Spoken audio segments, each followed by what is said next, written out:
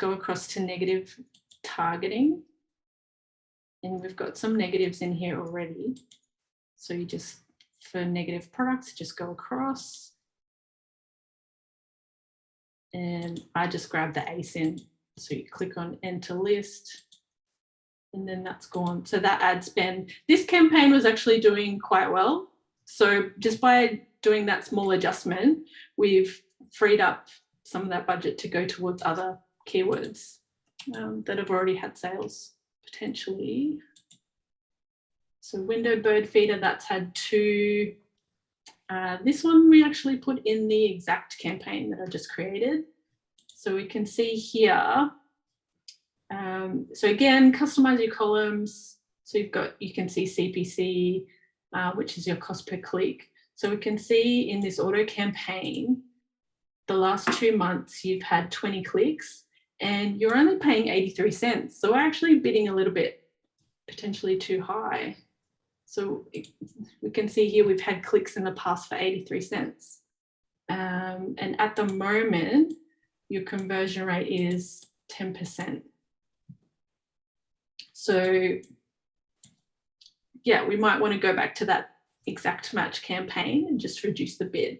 So we can see at the moment, it's converting for every 10 clicks we get for this keyword, we're getting a sale. So then we can try and match that in terms of our bid. So it's about finding that sweet spot between getting clicks and profitability. Now that we've got some data, that's the game. So we're just trying to refine the search terms that we're showing for. So I think it's a different product. It's more of a freestanding. You got one similar one here. So I think sometimes there's no right answer. It's more about your budget, how much you want to test. If you're like Maddie and you're spending as much as you're making, your ACOS is quite high, then these are the kind of words that I would be looking at adding to try and bring that cost down. Whereas if your ACOS is only 10 or 20%, then you can leave some of these broader terms in and test. Just depends where you're at and what you're trying to do. So bird food, you would add bird food as a negative exact.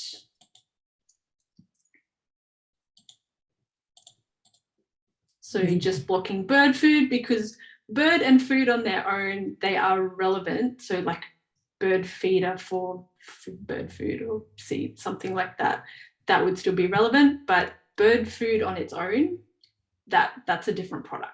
So we only want to block that one search term. Whereas glass, this product's not glass. So it's less likely that someone's going to buy if they're searching for a glass bird feeder. 9 times out of 10, they're going to buy a glass bird feeder. Same with ceramic. So again, we're just trying to refine, reduce wasted spend and putting it into those more specific keywords.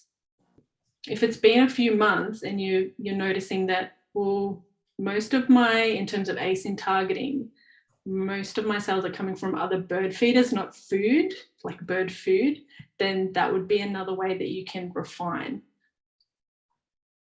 and add those ASINs, those bird feed ASINs.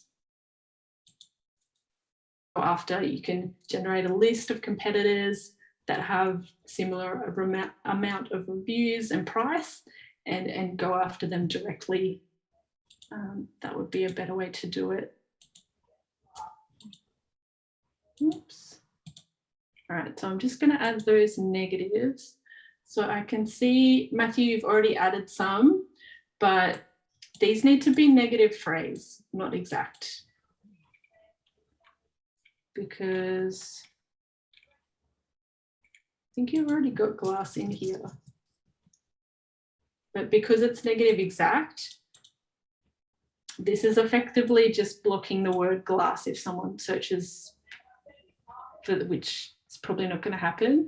So You want to, and this is a common mistake, just negative phrase as opposed to negative exact, and then just using negative exact for those specific words or phrases that are either not irrelevant or too broad, like bird feed or bird seeds rather, or a high cost keyword that's getting a lot of clicks, not converting.